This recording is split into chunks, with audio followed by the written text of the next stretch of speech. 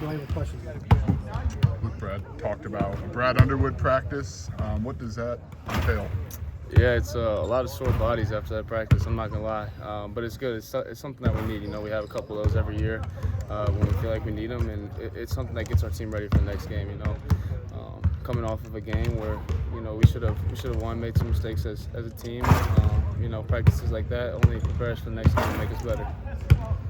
What is it about? Like, how do they make you better? Is it just the coming togetherness? Is it what you actually do on the floor? Like, what is it about those? Yeah, it's just getting back to us, playing hard, man. I mean, we were out there in practice longer than we usually are. We practice way harder than we usually do. It's just one of those that is get back to our fundamentals, get back to what we do right. You know, get back to the toughness, work hard in practice. You know, it doesn't really matter if we came off a road trip. It's just one of those that, you know, you got to take pride in what you do and get better. Look, what's the vibe like around the team? Does a loss like that linger at all, or you just gotta put it behind you? Yeah, the vibe's great with the teammates. I mean, it's in the locker room. You know, we were upset after the game, and the next day, kind of going into it, and it's one of those things that you just gotta forget about it, play and forget. And you know, we have a special team this year, and we can do a lot of good things this year. So hanging our heads over a loss like that is it's not great for the development of our team and our program. So you know, in games after that, you know, we're lucky enough to not have too many games like that. But you know, it's one of those things that you kind of go back to the drawing board, figure out what you did wrong, but everybody is still together and has the same goals. You could pin down defensively, you know, summarize what's been going on the last few weeks. How would you do that? Yeah, I mean, I think it's a culmination of things. You know, I think some of our defensive coverages have just been a little bit different, and we just got to get back to doing what we were doing at the beginning of the season, and that's just the honest truth about it. You know, you watch Tennessee film and stuff like that. We were top 10 defense in the country. We were guarding our butts off, and we just got to get back to that, really. And I don't know if it's you know, just the difference of our offense is really good, so our defense is dropping off. But we just don't take as much pride. I honestly know what it is, but you know, there's a lot of things that we have addressed, and I think it's going to be great, and you know, we're going to be a lot better moving forward. And is there something maybe from that early stretch in the season defensively that you can look back to and say, this is what we did well, this is why we defended well? Yeah, I think it's keeping people out of the paint. I think is the biggest thing. You know, one of our biggest principles is no middle on defense, and that's something we kind of got away from. And last practice, we definitely got back to that. I'll tell you that. So if you got drove middle, you're on the treadmill for a good amount of time. But you know, getting back to, like I said, our practice yesterday, Coach Brad practice is back to the fundamentals. You know, forget all the extra stuff we put in this year. It's just back to the day one, work as hard as you possibly can, and just go from there. Iowa does attack the paint. Tony Perkins is a strong guard, and no one put him in the big guy. What are some challenges slowing down their offense? Yeah, they're a really good team. They got, you know, Peyton Sanford's one of the better scorers in the conference. Tony Perkins, every year against us for some reason, has some of his best games. So we got to know that coming into the game. You know, they got a couple Illinois kids that are freshmen, so it's going to be a little bit more to them. So we just got to know that these guys are going to come in here, you know, looking for a win. They just came off a huge win at Michigan State, so they got all the confidence in the world. They see us, you know, coming off of a loss, a little bit of vulnerability, but we just got to do what we do and come out and bounce back from it.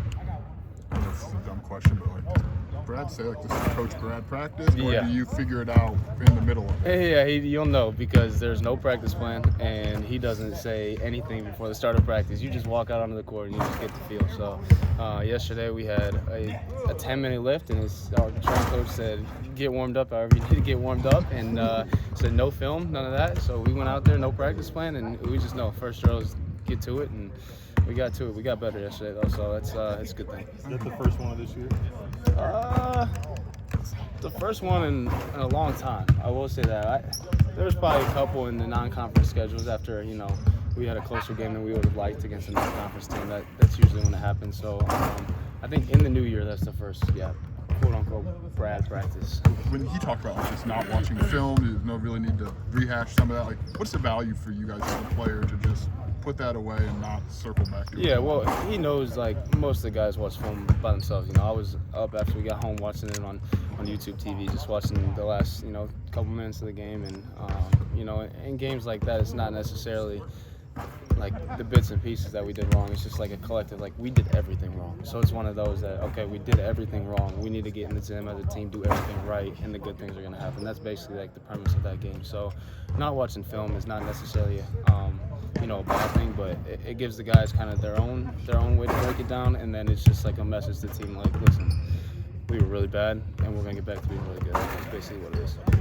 So watching that on YouTube TV, was that something you just felt like I got to look back and see what happened in those last couple minutes, or? Yeah, in the moment, honestly, in the game, it felt like a movie, like a dream. I was like, this is wild. Like, we were just up 10 points with 1:30, and I go back and watch the game, and like I said, we did basically everything you needed to do to lose.